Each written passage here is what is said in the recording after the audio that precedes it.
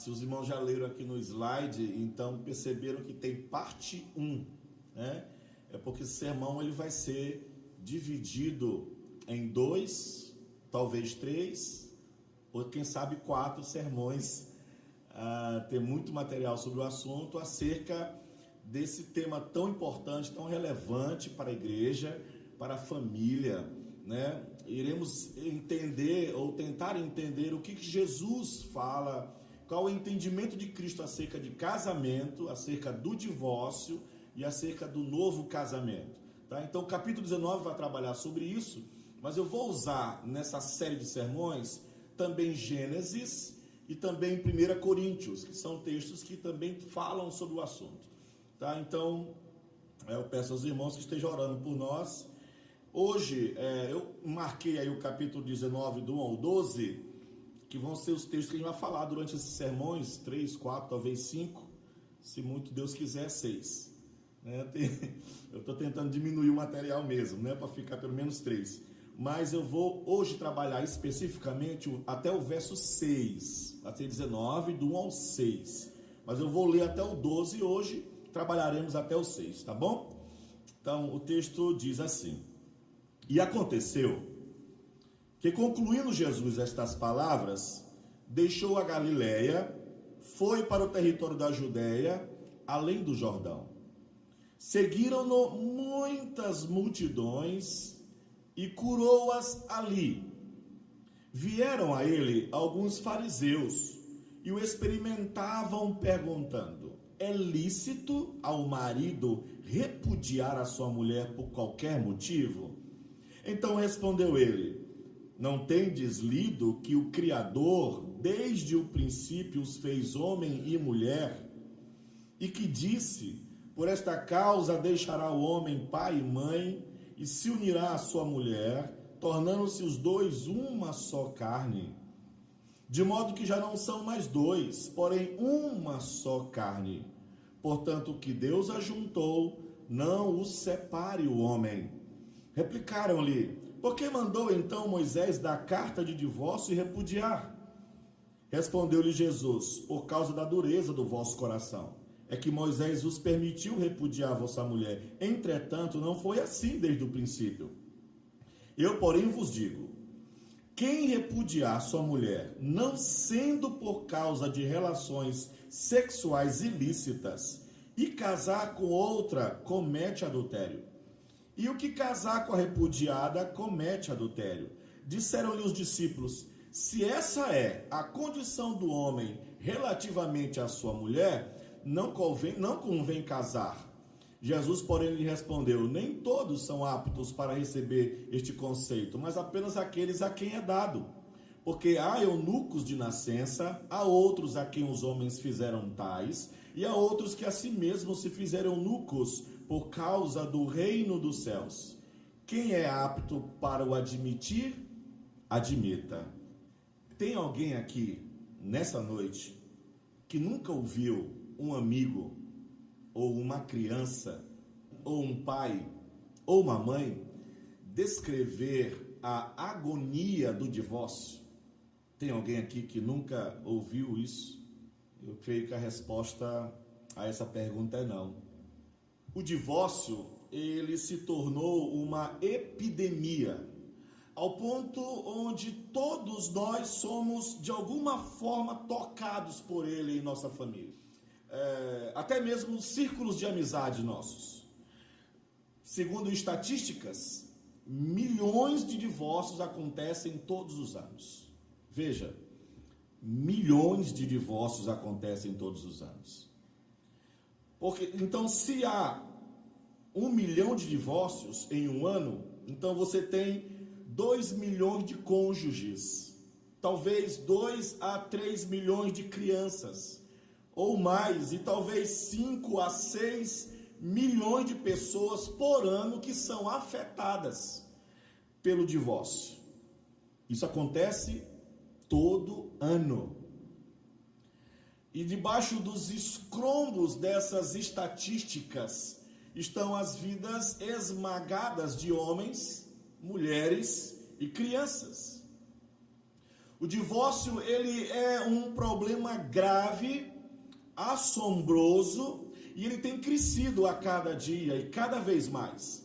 As leis estão sendo atualizadas para facilitar o divórcio.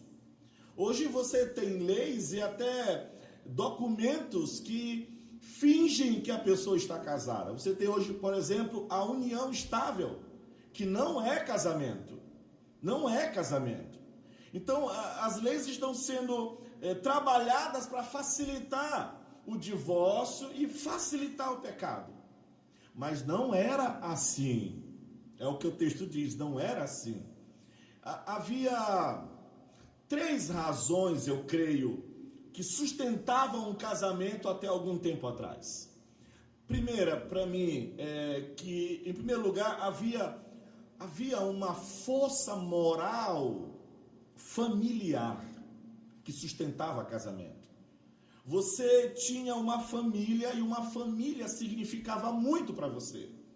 Um pai significava muito para você. A mãe significava muito para você. Marido, esposa, filhos, filhas, tios, tias significavam muito. Irmãos e irmãs significavam muito.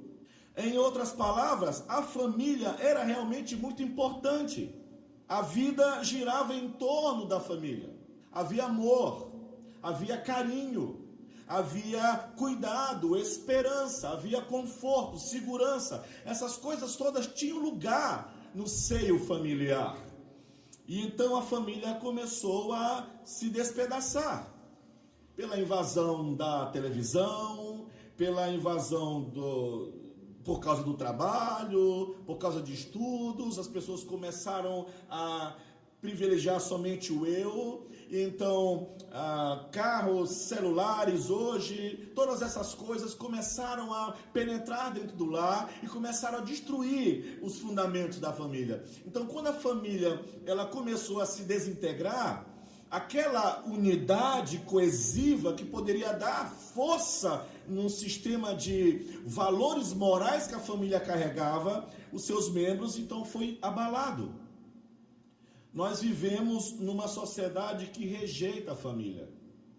E que cada vez mais as pessoas ficam sozinhas. Então você tinha uma força familiar que sustentava o casamento. Outra coisa, segundo lugar, havia um segundo fator que mantinha o casamento unido, que era a expectativa da sociedade. Havia a tradição do casamento. Havia a tradição do casamento. E essa tradição, ela exercia uma força, uma influência muito forte das pessoas. Alguns aqui vão lembrar, ser divorciado algum tempo atrás era um escândalo na sociedade. Era um escândalo para a família. Quando você tinha problemas num casal, esse casal tinha até vergonha de dizer para o pai e para a mãe que havia briga dentro de casa, porque era um escândalo dizer que o casamento estava acabando. Havia então uma pressão que era exercida pela expectativa de uma sociedade que valorizava casamento. Toda noiva sonhava, toda mulher sonhava em um dia casar de véu, de branco, na igreja. Era uma tradição, mas isso também se foi. A sociedade hoje, queridos, ela abandonou essa tradição. Então as pessoas dizem até, não, vamos morar juntos e vamos ver se dá certo. Então acabou a tradição do casamento, não se valoriza mais. Até se diz, não tem por que casar, é apenas um papel. E vai se dando essas desculpas, e se acabou a tradição, e se qualquer tradição, se ela for deixada de lado, é muito difícil você conseguir trazê-la de volta. Terceiro fator que sustentava o casamento, talvez a mais poderosa de todas as forças que mantinha o casamento unido, era a doutrina, era o ensino da igreja. Mas isso também foi descartado. À medida que os conceitos do mundo começaram a penetrar na igreja, a sociedade moderna invadiu a igreja, então cada vez mais a igreja hoje ela tem feito concessões. Vou dar um exemplo, e um exemplo que a minha família conhece. Nós conhecemos uma pessoa que congregou conosco há muitos anos atrás em uma outra igreja, que está hoje em uma dessas igrejas contemporâneas, né, neopentecostais e tudo mais, e o pastor da igreja dele, que para mim não é pastor, disse para ela, ou deu para ela, uma bênção de 6 meses de união com um jovem mais novo que ela. Então ele deu uma bênção de 6 meses. O que era isso? Durante 6 meses eles iam testar para ver se dava certo. Você já ouviu falar de uma loucura dessa? Isso está acontecendo hoje. Então o ensino da igreja foi jogado fora. Não há mais isso na igreja. Então o divórcio, ele se torna literalmente uma realidade na sociedade, dentro da igreja, assombroso. A família, ela tem se dissolvido na sociedade. Parece que a igreja também está disposta a abandonar o seu papel. As questões referentes a direito de família, e aqueles que são advogados que estão aqui conosco hoje, sabem disso, que enche tribunal hoje, direito de família. A maioria dos casamentos hoje acaba em divórcio, e o divórcio se tornou um negócio lucrativo no mundo jurídico. O vínculo sagrado do casamento está sendo rompido, e isso em um ritmo incrível, irmãos. Mesmo a igreja sucumbiu a isso, porque hoje a igreja está olhando para o casamento, para a vida familiar, da perspectiva do mundo, não da perspectiva de Deus. A igreja olha para o casamento da perspectiva do mundo, não da palavra de Deus. A pergunta para nós não é o que a sociedade acha, não é o que o mundo pensa. O que interessa para nós é o que Deus pensa, o que Deus acha, o que Deus requer. E deixa eu dizer uma coisa, a Bíblia não é um manual de conselhos para serem dados. A Bíblia é um manual de mandamentos a serem dados. Aqui são verdades absolutas que estão aqui. Não é um conselho para você seguir ou não. São verdades que nós temos que seguir. Então, o que diz a verdade sobre isso? Nós temos apenas 2 escolhas nessa noite. Ou a gente ouve o que o mundo pensa acerca de casamento, ou a gente ouve o que a palavra de Deus diz sobre casamento. Essas são as 2 únicas opções que nós temos. Ou nós seguimos o curso do mundo acerca de família e casamento, e nos adequamos a esse pensamento, ou então a gente vai dizer nessa noite como Josué disse: porém, se vos parece mal aos vossos olhos servir ao Senhor, escolhei hoje a quem vocês querem servir. E ele disse assim: porém, eu e a minha casa serviremos ao Senhor. Amém? Essa é a decisão que eu creio que temos que tomar nessa noite. Agora, existe um problema, porque parece que haver uma enorme confusão sobre o que a Bíblia ensina sobre casamento, divórcio e novo casamento. Existe uma dificuldade de compreensão sobre esse assunto, e eu concordo que existe, mas sabe o que me espanta? É que a Bíblia, ela é muito clara quando ensina sobre casamento. As pessoas vivem numa discussão sobre o que a Bíblia realmente fala sobre o assunto, mas ela é muito clara quando fala sobre casamento, ela é claríssima quando fala sobre divórcio, e ela é muito mais clara ainda quando fala sobre novo casamento. O problema não é o que a Bíblia diz, não é que a Bíblia não seja clara sobre o assunto, mas é o pensamento dos homens é que é confuso sobre o assunto. Porque a gente quer deixar o nosso coração falar. E o nosso coração, diz as Escrituras Sagradas, é enganoso. Eles vão para a Bíblia com certos preconceitos já bem definidos. Sabe, alguns tentam resolver o problema, alguns teólogos e comentaristas, dizendo que o divórcio, ele é totalmente impossível na Bíblia, que você não pode se separar de jeito, maneira da mulher ou do marido. Então, é impossível, e muitos dizem isso, não importa qual seja a razão, você não pode se separar. Olha, isso soa como uma coisa muito boa mesmo. Na verdade, eu até gostaria de poder acreditar que é assim. Que a Bíblia diz que você não deve separar de jeito nenhum da sua esposa ou do seu marido. Mas eu queria muito entender assim, porque isso ia resolver um monte de questão.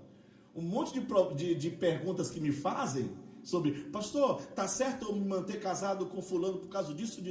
Eu ia dizer de jeito nenhum, né? Então toda pergunta que me fizessem sobre casamento, pode separar ou não? De jeito nenhum, a Bíblia diz que não pode, né? Tem que ficar lá. É uma mala, mas você vai ter que carregar ela até o final. Né? Então, ia ser muito bom eu poder dizer assim, mas a Bíblia não diz isso. Nós diríamos em toda situação, todo divórcio é errado, nenhum novo casamento é permitido, ponto final, acabou o assunto, mas não é assim segundo as Escrituras Sagradas.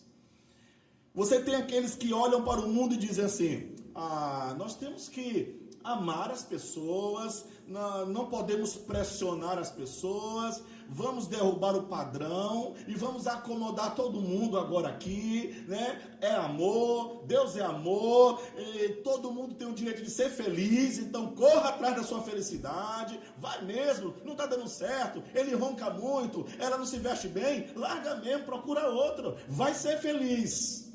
Tem gente que fala assim. Então veja, por um lado você tem pessoas aumentando o padrão, elevando o padrão. Por outro lado, você tem pessoas derrubando o padrão, querendo baixar o padrão demais. Nós devemos voltar e ver o que Jesus diz sobre o assunto. Não é buscar um equilíbrio, não é isso. Nem todo equilíbrio é bom. É o que Deus diz sobre o assunto. Esse é o fato. Então nós vamos começar o texto dessa noite. Eu quero chamar a atenção para os 2 primeiros versículos, porque tem tudo a ver com o que vai ser dito. Não parece, mas tem tudo a ver com o que vai ser dito nessa noite. Esses 2 versos, eles vão nos dar o cenário do ensinamento do Senhor. Então, quero convidá-los a ler o verso 1 e o verso 2, por favor.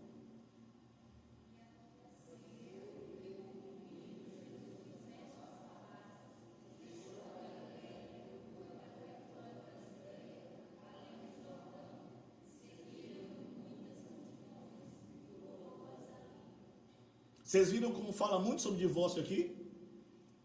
Viu aí, Tony? Não tem não, né, pastor? Deixa eu dizer, esses 2 versos são importantíssimos para a gente entender o cenário que se desenrola agora aqui acerca dos fariseus de Jesus. A maioria das pessoas, quando vão estudar o capítulo 19 de Mateus, eles veem esses 2 versos rapidamente, mas passam para o próximo versículo, quando os fariseus vão questionar Jesus acerca do divórcio. Mas eu quero que você pare comigo por um momento sobre esses 2 versos, porque eles vão marcar uma transição muito importante no ministério de Jesus. Eles marcam uma transição muito significativa na vida do nosso Senhor. Eles representam o fim do ministério de Jesus na Galileia, e aqui ele está começando, o ministério da Galileia começou no capítulo 4, verso 12, lá na Galileia ele começa o seu ministério, e agora ele vai mudar o seu ministério. Por 2 anos ou mais, ele esteve na área da Galileia, pregando, ensinando, curando, preparando os seus discípulos. E em Mateus capítulo 19, a luz se apaga da Galileia, no sentido de que parte do ministério de Jesus termina lá. O Senhor deixa a Galileia para trás e ele vai agora em direção para Jerusalém. Ele está iniciando agora, nessa noite, nós estamos iniciando com Jesus a última fase da vida de Cristo até a cruz e a ressurreição. Essa é a última fase da vida dele.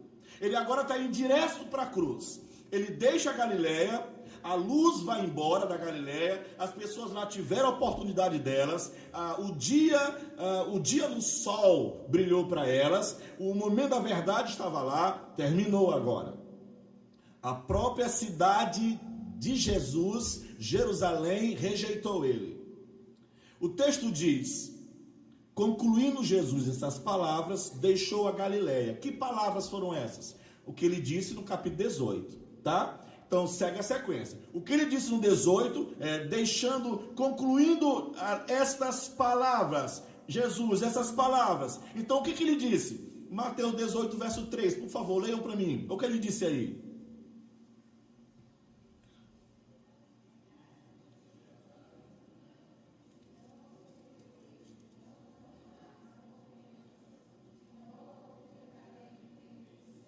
Muito bem, falaram em línguas, mas a gente vai voltar agora, vamos unificar as línguas, né? Vamos lá? Vamos fazer um Pentecoste hoje. 18:3 diz o quê? E disse, em verdade vos digo, e não vos tornardes como crianças, de modo algum entrareis no reino dos céus. Ele estava ensinando no capítulo 18 sobre a natureza da fé. E a partir dessa afirmação, ele ensinou grandes verdades para nós que nós vimos aqui. O Senhor termina seu discurso e ele deixa a Galileia e ele foi para o território da Judéia, diz o texto, né? Além do Jordão.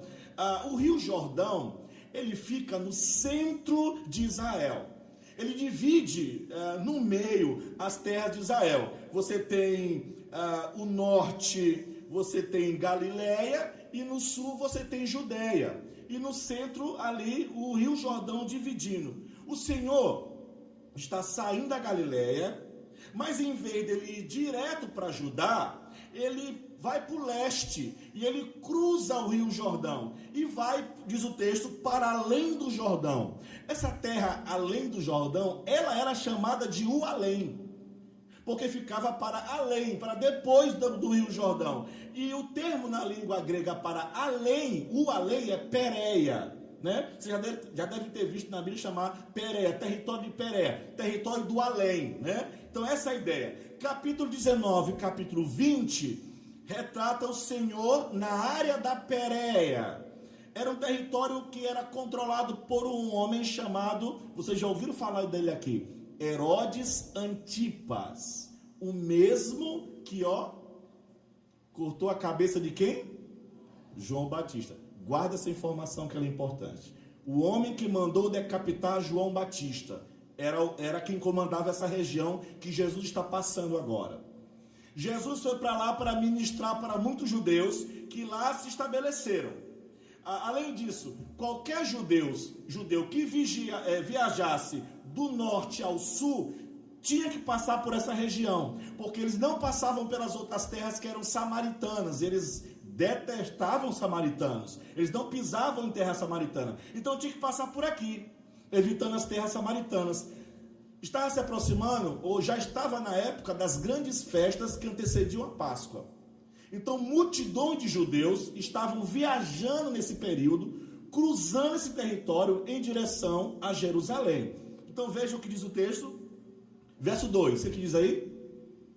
E seguiram-no muitas multidões e curou-as ali. Então essas multidões eram formadas por judeus que ali habitavam e os judeus que estavam viajando em direção a Jerusalém. Então era muita gente mesmo. Então daqui em diante nós temos a apresentação final do rei. A rejeição final por parte da nação de Israel. É isso que nós vamos ver aqui. Então nós estamos entrando na seção final do Evangelho de Mateus. Graças a Deus, né? 3 anos que nós estamos vendo Mateus aqui. Jesus vai ser rejeitado. Finalmente ele vai ser crucificado. Então, enquanto ele se move junto com essa multidão, ele cura todos que estão ali. E você chega no verso 3. E isso vai nos atrair diretamente para o assunto que nós temos hoje. Verso 3, o que diz?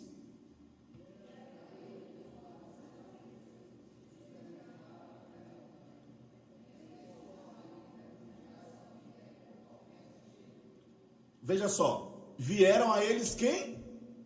Alguns fariseus. Os fariseus não deixavam Jesus em paz. Eles eram inimigos de Jesus. Eles queriam desacreditar Jesus no meio da multidão e já haviam tramado a morte dele. Vocês lembram aqui? Eles já haviam se reunido para tramar a morte de Jesus. Queriam tirar a vida dele.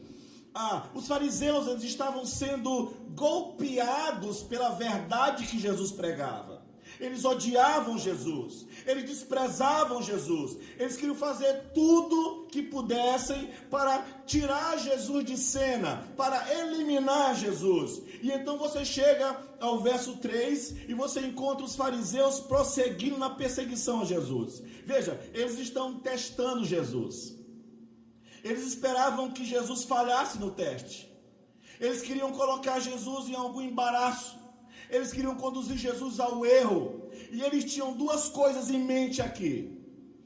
Eles queriam tornar Jesus impopular no meio da multidão e queriam matar Jesus. Então eles inventaram um teste para agarrar Jesus no laço. Essa foi uma pergunta calculada que eles fizeram. Eles pensaram exatamente no que falar. Eles queriam testar ele, desacreditar ele, causar a destruição dele. Então eles perguntam: é lícito ao marido repudiar sua mulher por qualquer motivo? Veja, parece até uma pergunta inocente, não é verdade? Sem maldades nenhuma, mas eles pensaram sobre isso de uma forma calculada. Foi uma pergunta inteligente, foi uma pergunta astuta, e eles querem desacreditar Jesus publicamente e querem destruir. Eu vou explicar a razão por quê. Primeiro de tudo, o divórcio era uma questão muito comum entre os judeus. Muito comum. As mulheres eram tratadas como se não tivessem direito nenhum. E os fariseus, eles eram líderes nisso. Não apenas pelo que ensinavam, mas o exemplo da vida deles. Eles estavam constantemente, continuamente se divorciando de suas esposas, os fariseus. Eles ensinavam que você poderia se divorciar da sua esposa por qualquer motivo. Era basicamente o ensino, a doutrina dos fariseus era essa. Havia duas escolas rabínicas que disputavam essa questão sobre o divórcio. Havia um rabino chamado Shammai. Shammai não aceitava divórcio, mas ele não era muito popular, o ensino dele. A maioria das pessoas não gostava do ensino dele, porque ele dizia: não, divórcio de jeito nenhum. O outro rabino, chamado Hillel, que já havia morrido uns 20 anos mais ou menos antes de Jesus, mas a influência dele, a vida dele era muito dominante. Ele ensinava que você poderia se divorciar da sua esposa por qualquer razão que você quisesse. Hillel, ele ensinava que você poderia divorciar da sua esposa. Por exemplo, você chegou em casa cansado do trabalho, João, aí, Geise, cadê o jantar? Meu marido queimou, acabou o casamento, entende? Queimar o jantar era motivo de separação. Você errar na quantidade do sal na comida, motivo de separação. Você andar na rua, a mulher andar na rua, conversar com o homem na rua, acabou o casamento, separação.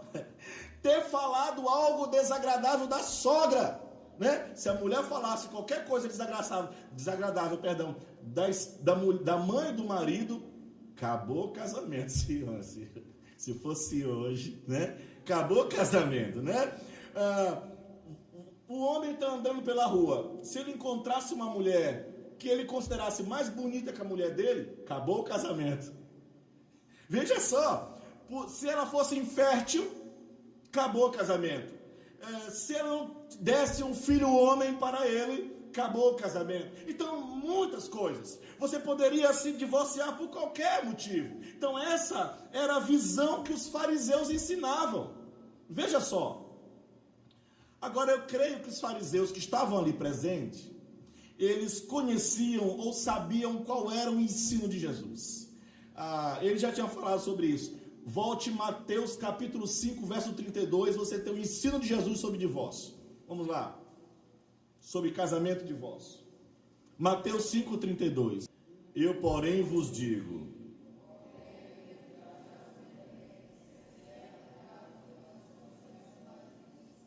Aí expõe.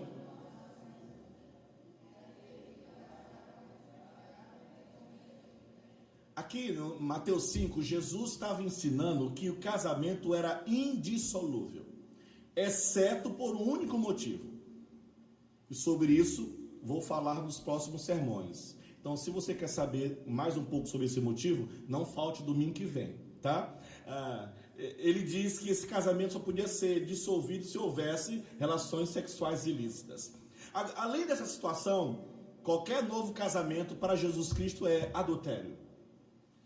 Nesse caso, o marido que se divorciou e casou de novo, torna-se adúltero, juntamente com quem se casou. E a mulher de quem ele se separou, casando com outro, torna-se adúltera. Assim como o homem com quem ela se casou. Então, o marido está reproduzindo adultério por toda parte por causa do divórcio sem causa. Então, eles sabiam que Jesus havia proferido um ensino duro sobre divórcio. E que este ensino não era popular.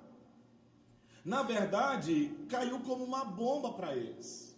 E Jesus foi muito claro. Em Lucas capítulo 16, verso 18, Jesus diz assim: quem repudiar sua mulher e casar com outra comete adultério. Aquele que casa com a mulher repudiada pelo marido também comete adultério. Esse versículo tem que ser entendido, nós vamos falar sobre isso depois, no outro sermão, à luz de Mateus 5,32 e de Mateus 19, verso 9. Leia o verso 9, por favor, aí. Mateus 19, 9.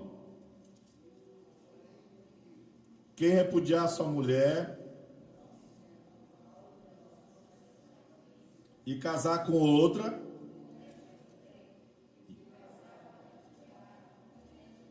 não falte domingo que vem. É sobre isso que vamos falar, tá? Mas volte para o assunto de hoje. Eu penso que eles estavam esperando que Jesus fizesse outra declaração sobre divórcio. Que Jesus provocasse rejeição contra ele no meio da multidão. Inclusive, havia muitos ali que haviam se divorciado sem motivo. Talvez esperasse Jesus dizer: vocês são um bando de adúlteros, de fornicadores. Eles queriam mostrar Jesus como sendo intolerante, não comprometido com o ensino dos fariseus, não comprometido com o ensino dos rabinos. Eles queriam mostrar Jesus como um homem que atacava a visão popular de casamento. Eles não apenas estavam interessados em desacreditar Jesus, eles queriam matar Jesus, eles queriam destruir Jesus, eles queriam Jesus morto. Jesus era uma dor de cabeça para eles, por causa do confronto intimidador acerca dos seus pecados e suas doutrinas. Aí você pergunta agora para mim: pastor, como que esta pergunta dos fariseus poderia ter levado Jesus à morte? Eu vou dizer como. Na região da Pérea, onde Jesus estava, havia uma cidade chamada Betânia. Nessa cidade havia uma fortaleza, havia um palácio onde Herodes Antipas frequentava, e ali ficava a cadeia, a prisão onde João Batista esteve preso. Você diz: isso é importante? É muito importante. Eu vou mostrar a razão. Volte comigo ao capítulo 14 de Mateus, verso 3, por favor. Olha o que diz: porque Herodes, havendo prendido e atado a João, o metera no cárcere por causa de Herodias, mulher de seu irmão Filipe. Essa é uma declaração muito importante. Sabe quem era Herodias? Vocês sabem quem era? Isso, ela tinha sido esposa do irmão de Herodes, antes que ele seduzisse ela e tornasse ela esposa dele. Mas Deus, na sua palavra, não reconhece um casamento constituído sob adultério. Quando diz a Bíblia que Herodias era esposa do seu irmão Filipe, é para dizer que, aos olhos de Deus, é assim que tinha que ser. Ela já estava junto com Herodes, mas o texto diz: é mulher do irmão dele. Entende? Porque aos olhos de Deus o casamento não foi dissolvido. Aos olhos do Senhor continuavam casados. Entende isso? Porque foi uma separação por um motivo qualquer. Então, Herodes Antipas havia seduzido a mulher do seu próprio irmão, tirou-a dele, casou com ela. Então, não era esposa, ela não só era esposa do irmão dele, mas também ela era parente de sangue de Herodes. Então, foi um adultério e um incesto. Então, ele teve uma união incestuosa, adúltera, que a palavra de Deus não reconhece. Bem, pastor, o que isso tem a ver com Jesus falando sobre divórcio? Olha o verso 4 de Mateus, aí no texto que nós estamos. Mateus, olha o verso 4, o que diz? Pois João lhe dizia... Entenda agora, João Batista foi preso, foi decapitado por Herodes Antipas, aquele que comandava a região onde Jesus estava, porque João Batista falou sobre a lei divina do divórcio. Ele os havia confrontado com o fato de que o casamento do rei era ilegal diante de Deus e não podia ter feito assim. Agora veja, se isso custou a vida de João Batista, também poderia ter custado a vida de Jesus. Entende? Por isso que os fariseus fizeram essa pergunta para ele lá naquela região. Porque se ele dissesse, se ele fosse contra o ensino dos fariseus, e ele dissesse a mesma coisa que João Batista falou, era para cortar a cabeça de Jesus. Estão entendendo? Então a pergunta não foi uma pergunta qualquer, foi uma pergunta planejada. Eles queriam desacreditar Jesus, destruir Jesus. Foi um ataque sutil a Jesus. Só que a resposta de Jesus foi desnorteadora para eles. Porque Jesus é mestre, Ele é Deus, Ele tem sabedoria infinita. Veja, agora volte para Mateus 19 e vamos ler o verso 4 e o 6, que é a resposta que Jesus vai dar. O que diz aí? Mateus 19, 4 a 6.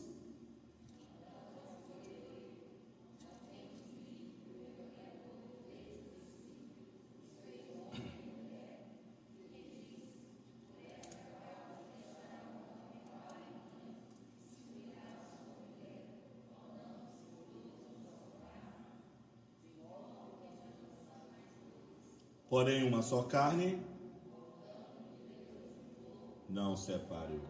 Jesus não respondeu a pergunta a partir do ponto de vista deles, nem dos costumes deles, nem ele foi além dos costumes, ele foi além dos rabinos, ele foi além das tradições, ele respondeu segundo o ponto de vista de Deus. Ele disse assim, peraí, deixa eu citar Deus, deixa eu dizer o que Deus diz sobre isso, é maravilhoso. Ele não usou os próprios argumentos, ele usou a palavra de Deus.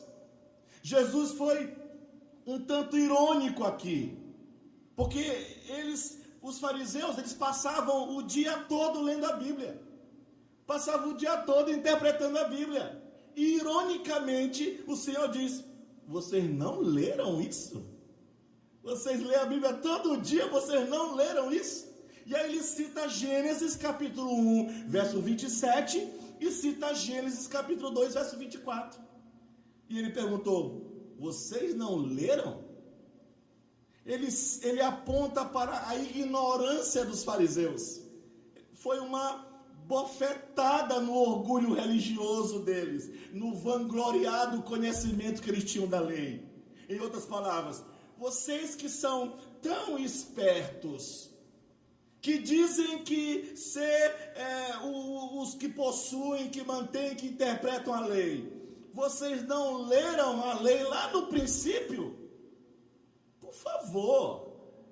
E então ele continua a citar Deus a partir do livro de Gênesis. E essa é a parte principal do que nós vamos estudar no próximo sermão. Nós vamos estudar Gênesis também. E vamos falar sobre Gênesis. E vamos entender o motivo de tanto divórcio e de tantas brigas entre casais. Jesus agora vai dar para nós 4 razões porque Deus rejeita o divórcio. 4 razões. 4 razões. Primeira razão, ele diz aí. Razão número 1. Um homem foi criado para uma mulher. Você entende isso? O que diz aí? Olha o que ele diz. Então respondeu ele, não tens lido que o Criador desde o princípio, diz o que aí? Os fez homem e mulher. Um homem foi criado para uma mulher. Gênesis capítulo 1, verso 27. Por favor, volte lá. O que diz o texto lá? Gênesis 1, 27. Vamos ler juntos? Criou Deus, pois, o homem, a sua imagem. A imagem de Deus o criou. Homem e mulher os criou. Em outras palavras, Jesus havia dito aos fariseus: ô meus amigos, vocês não leram sobre a criação? Vocês se lembram do que o texto diz? Que Deus os fez um macho e uma fêmea. Quando Deus criou, Ele criou Adão e Ele criou quem? Eva. Mas não havia peça sobressalente, Fabinho. Foi um homem só e uma mulher só. Ele não disse: olha, tenta aí vocês dois. Se não funcionar, procura outra por aí no jardim. Não tinha alternativa. E essa era a intenção divina desde o princípio. Um homem, uma mulher. Plano divino. Nenhuma outra opção. Eu gosto de dizer para os jovens, depois de casados, recém-casados, que ainda não têm filhos, por exemplo, eu gosto de dizer assim: olha, problema de vocês dois, que vai ter, briguinha, qualquer discussãozinha, é para resolver dentro do jardim do Éden. Onde é? É a casa de vocês, é o apartamento de vocês, ou é o quarto de vocês. É para resolver lá, não tem mais ninguém para vocês buscar. Não tem que, mamãe, papai, olha, ele brigou comigo. Não tem, é para resolver vocês dois. Tá? Os problemas do casal é para resolver lá, dentro do quarto, dentro do jardim do Éden. Lembra do jardim? Não tinha Adão, Eva, Ivo, vovó, não tinha no jardim, só tinha eles dois. Então lá no apartamento, pequenininho, quando tem lá, se estranharam, amanheceram meio estranhos, não tem jeito, é lá dentro para o negócio resolver, né? Vai para a cama, vai para o quarto, aí um vai para a sala, aí só tem um corredor para passar, tem que passar, tem que cruzar, não tem? Vai ter que passar lá e se cruzar, e vai ter que dar um jeito de se falar, se resolve lá. Era assim que Adão e Eva se resolviam.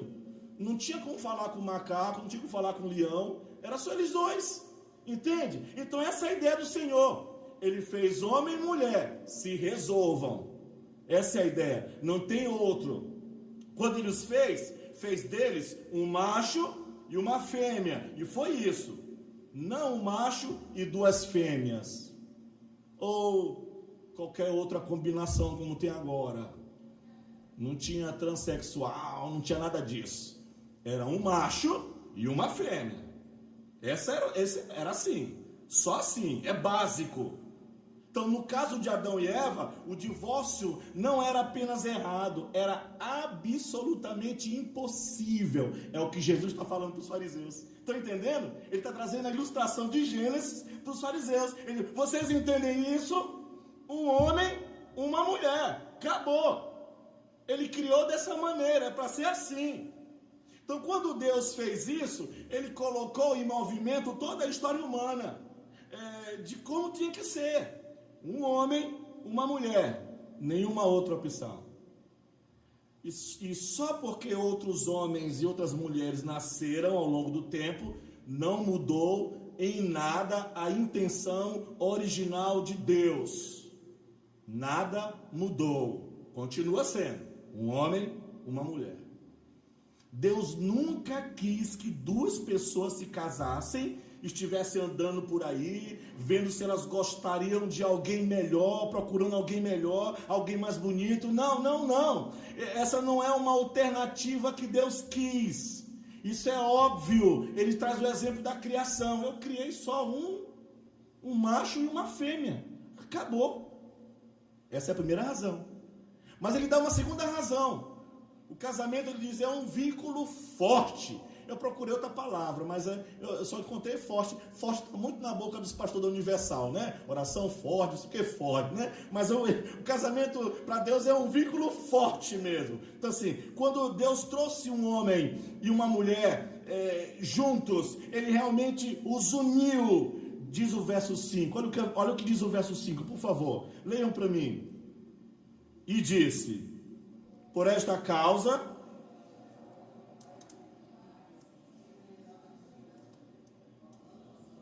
os dois. Então veja só, por esta causa, que causa é essa? Do versículo anterior.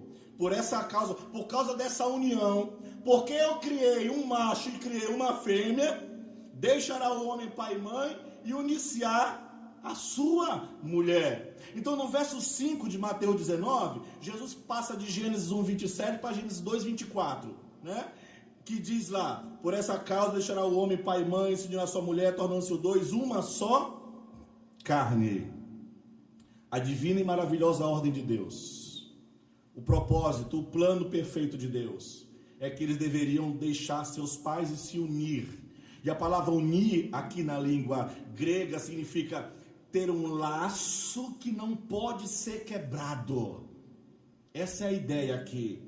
Você está preso a um vínculo. Você está colado a um vínculo. Um homem deve ser colado à sua esposa. Duas pessoas presas em um vínculo indissolúvel, colados na mente, colados na vontade, colados no espírito, colados na emoção. Amém? É isso. Na linguagem hebraica, judaica, eles têm uma palavra para casamento na língua judaica, na tradição judaica. A palavra no hebraico é kiddushim. Kiddushim significa consagração, santificação, significa separar algo para Deus. Então veja, santificar significa a mesma coisa. Kiddushim significa ser consagrado a Deus, ser santificado, ser separado para Deus, pertencente apenas a Deus. Então veja só, qualquer coisa totalmente entregue a Deus é Kiddushim. E essa é a palavra da língua judaica para casamento. Então, casamento é o quê? É uma consagração de duas pessoas entre si. É uma consagração que diz, eu estou totalmente separado, além de qualquer outra coisa para você. Eu sou totalmente consagrado, eu sou totalmente dedicado a você. Isso é casamento. É uma união de duas pessoas cuja devoção total é um para o outro, que se torna uma possessão pessoal da outra pessoa. É por isso que 1 Coríntios capítulo 7, 4 vai dizer assim, a mulher não tem poder sobre o seu próprio corpo, e sim o marido. Também, semelhantemente, o marido não tem poder sobre o seu próprio corpo, e sim a mulher. Ou seja, você não pertence a você, você pertence ao seu cônjuge. Amém? É isso. E seu cônjuge pertence a você. Viu, meu amor?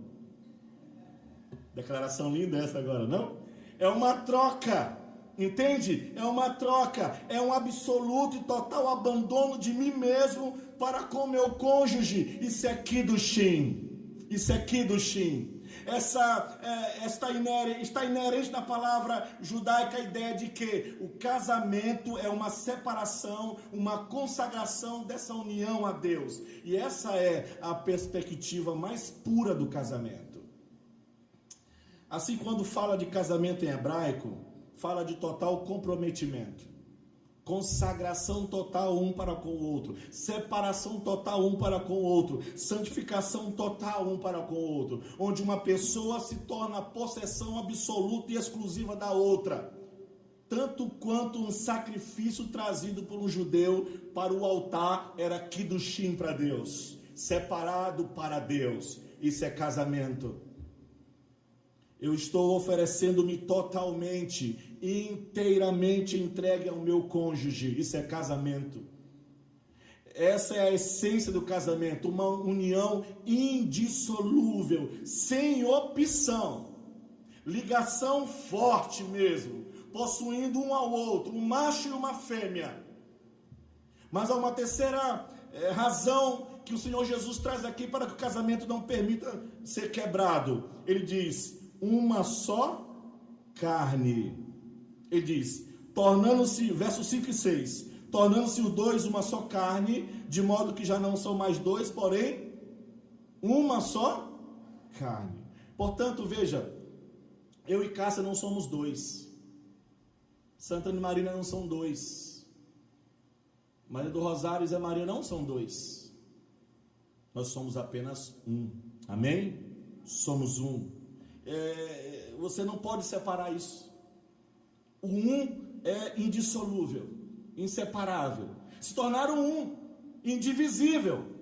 Indivisível. Você não pode ter metade de uma pessoa. Ter metade de uma pessoa é ter nada. Se está metade é porque morreu. Não tem como ficar viva, entende? Então não tem como separar uma pessoa. Se Deus disse, casou, se tornou um, não tem como separar. Se tornaram uma pessoa somente na união do casamento. É um número indivisível. Agora você diz, o que essa pessoa significa? Uma só. Penso que é uma percepção divina aqui. Quando duas pessoas se casam, literalmente na visão de Deus, se tornam uma só. Maravilhoso isso, né? Eles se abandonam um ao outro, essa é a ideia. Abandonam tudo um pelo outro. Eles se tornam a posse total um do outro. Eles são um em mente, um em espírito, um em metas, objetivos, um em direção, um em emoção, um em sentimento, um apenas em vontade. Esta unidade, em última análise, ela é bem visível, por exemplo, nos filhos. O que é Adriel?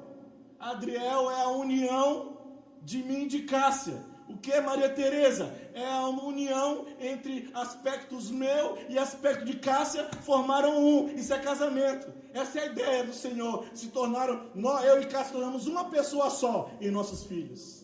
Casamento é eu e você e Cássia, esse Clebson e Kerli, uma só pessoa. Uma só pessoa. Então entenda isso. O filho carrega tudo que eu e minha esposa somos. Isso é um emblema maravilhoso. É um símbolo. É uma representação de uma unidade. Casamento é uma unidade. Uma unidade. Você não pode falar sobre dividir duas pessoas em um casamento. Quando você quebra um casamento, você corta uma pessoa no meio. E o que você tem? Você tem duas metades. Isso não é ninguém. Isso não é ninguém. Então, finalmente, a quarta razão, a mais forte de todas as razões bíblicas. Verso 6. O divórcio não é desejo de Deus. Veja o que Jesus diz no verso 6. Por favor, leiam para mim. De modo que, porém, uma só carne. Portanto, o que Deus ajuntou, não o separe o homem. Separe aqui é a palavra grega chorizo, que quer dizer separar, é dividir em pedaços, entende? É dividir em pedaços. Ele está se referindo ao divórcio aqui. É a mesma palavra que ele vai usar em 1 Coríntios capítulo 7, verso 11. Alguém leia para mim, por favor. 1 Coríntios 7, 11. É a mesma palavra que ele vai usar. O que diz lá? E se vier a separar-se, que não se case, ou que se reconcilie com seu marido, e que o marido não se aparte da sua mulher. Ele está falando de divórcio aqui. Então, a ideia é, Jesus diz assim, o que Deus uniu, não divorcie, não se divorcia. O que Deus uniu não se divorcia. Eu já ouvi muita gente, muito sermão, e li esse verso sendo tantas vezes mal usado. Muitos dizem assim, essa é a saída que eu estava procurando, porque não foi Deus que me uniu a essa mulher. Não foi a vontade de Deus, não casei na vontade de Deus. E aí se separa, vamos divorciar. Isso é estupidez. Isso é antibíblico. Isso é uma violação de toda a intenção do que Jesus disse aqui. Jesus não está falando sobre como você se vê, ou como você vê o casamento. É Deus que estabelece a verdade sobre o casamento. E Deus disse, eu faço o casamento, não o separe. Essa é a ideia. Quem fez o casamento, quem criou a ideia, quem criou o projeto de casamento foi Deus. Ele diz: eu criei o casamento, não separe ele, não se divorcie. Casamento é uma instituição ordenada pelo Deus Todo-Poderoso. Foi Deus que fez um homem, foi Deus que fez uma mulher se complementarem, de modo que eles se juntam com a capacidade de desfrutar um do outro, de um completar o outro, de produzirem filhos. É um milagre de Deus que cada união exista. Casamento é projeto do Deus Todo-Poderoso, amém? Foi Deus quem fez um homem e uma mulher se complementarem, de modo que eles se juntam com a capacidade de desfrutar um do outro. Cada vez que um casal se reúne, experimenta a alegria da companhia, da amizade, do sexo ou de qualquer outra coisa, eles estão experimentando o milagre de Deus. Quando você casa, é um milagre de Deus que está acontecendo. Casamento é um milagre de Deus, é um projeto dele, é a criação dele. O milagre de que um homem ame tanto uma mulher e uma mulher ame tanto um homem, que podem se abandonar um ao outro na plenitude de um relacionamento significativo, porque é um ato do Deus Todo-Poderoso. É um milagre. Mesmo, e eu estou falando de casamento no sentido de que não é só em relação a crente, não, aos incrédulos também. Mesmo as pessoas incrédulas, elas podem desfrutar da alegria, da emoção, da significação de uma união amorosa. Isto é um milagre de Deus. E todo casamento, escute isso, todo casamento é um milagre de Deus. Não é uma questão de se você se casou ou não na vontade de Deus. Isso não é o que ele está dizendo aqui. É simplesmente definir que no início Deus disse: eu faço casamentos. Eu faço casamentos. E quando você se divorcia, você está despedaçando algo que Deus construiu. Você pode fazer uma comparação. É como uma criança que nasceu. Eu creio que toda criança nascida no mundo é uma criatura de Deus, amém? É um milagre de Deus. Você acredita nisso? Sim ou sim? Sim. Deus criou a todos. Não importa se o pai os pais são incrédulos. Deus criou todos. Não importa se os pais são idólatras, vivendo no meio de uma tribo isolada que não conheça a Deus. Aquela criança que nasceu lá no meio daquele mato é um milagre do Deus Todo-Poderoso. E o mesmo vale para casamento. Todo casamento, onde é que ele aconteça, é um milagre do Deus Todo-Poderoso, porque foi projeto dele. O casamento que produz a criança é um ato de Deus, pelo qual duas pessoas complementares são reunidas para desfrutar a plenitude de uma vida humana a dois. É por isso que digo isso. O aborto é o que o divórcio é para o casamento. É isso mesmo, é uma morte. Como o aborto mata uma criação de Deus, o divórcio mata uma criação de Deus. É exatamente isso o versículo significa aqui. O que Deus ajuntou, não separe o homem. O que Deus construiu, não quebre, não despedace, não mate o homem. Não quebre um casamento, meu irmão. Não quebre um casamento, meu amigo, sendo o seu casamento ou de outra pessoa. Não seja instrumento para isso. É melhor você não fazer isso, porque você vai estar adulterando a obra do Deus Todo-Poderoso que faz o casamento.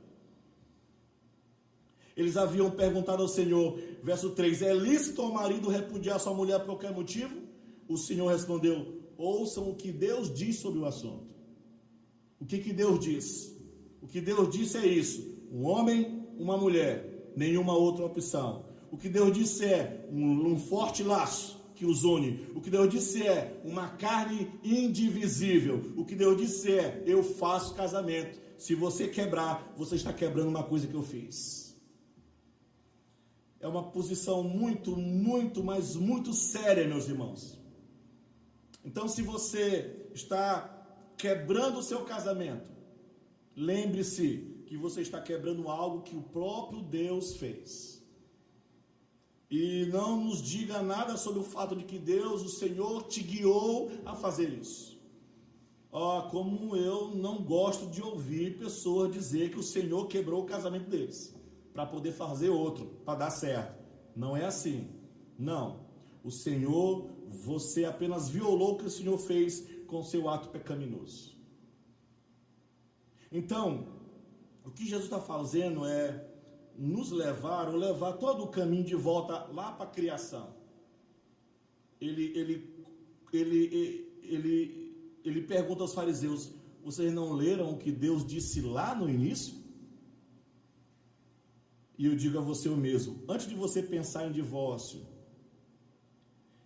enquanto você se senta e tenta julgar se está certo ou errado, você leu o que Deus disse lá no início? É bastante claro. Essa é a resposta dele, mas essa não é toda a resposta. Domingo que vem vamos ver o que o Senhor continua a dizer para nós. Pastor, eu já estou no meu segundo casamento, terceiro, quarto, quinto. Eu tenho que largar essa mulher que eu estou hoje para voltar para a primeira, para consertar a coisa? Você já pecou uma vez, duas e três, não peque a quarta. Se está com essa mulher, se quebrou os outros, está junto, ame-a, respeite-a, não a abandone. Você formou uma outra família, quebrou lá, pecou lá. Esse pecado não vai levar você para o inferno, graças a Deus, porque Cristo morreu por ele, se você se arrependeu. Mas agora é tomar essa mulher como a mulher da sua vida e serem uma só carne. Amém? Viverem dessa forma. Todo o pensamento, toda a vontade, todas as emoções, todos os objetivos que sejam um. Se acordem juntos, façam acordo juntos, tomem decisões juntas. Marido e mulher muitas vezes hoje tomam decisões separados, quando um já sabe e o outro já tomou uma decisão. Não é assim em casamento. Casamento é uma cabeça só, é um corpo só, são os mesmos braços. Os braços da minha esposa são os meus braços, os meus pés são os pés dela. O pensamento tem que ser o mesmo, as vontades têm que ser as mesmas. Não estou dizendo que vocês são iguais em tudo, mas como vão conduzir a casa de vocês? É junto, é junto, é junto. Projetos, planos, alvos, que vocês sejam uma só carne. Amém? Uma só carne, uma só carne. Se alguém aqui vivendo, morando com alguém sem ter casado, você está em pecado e fazendo com a sua esposa, ou você continua em pecado? Case, conserte isso agora, em nome de Jesus. Faça isso para que a bênção, a graça, o amor de Deus seja derramado sobre sua casa, sua família e sobre sua vida. Não viva, porque segundo a Escritura Sagrada, não sou eu que estou falando isso. O que a Bíblia diz é que você está em fornicação e isso é pecado para o Senhor. Então, conserte o seu caminhar com a sua esposa, com o seu cônjuge, com o seu marido. Caminhem juntos debaixo da graça, do amor e da proteção do Deus bendito Todo-Poderoso. E o seu casamento será uma bênção aos olhos do Senhor. Amém?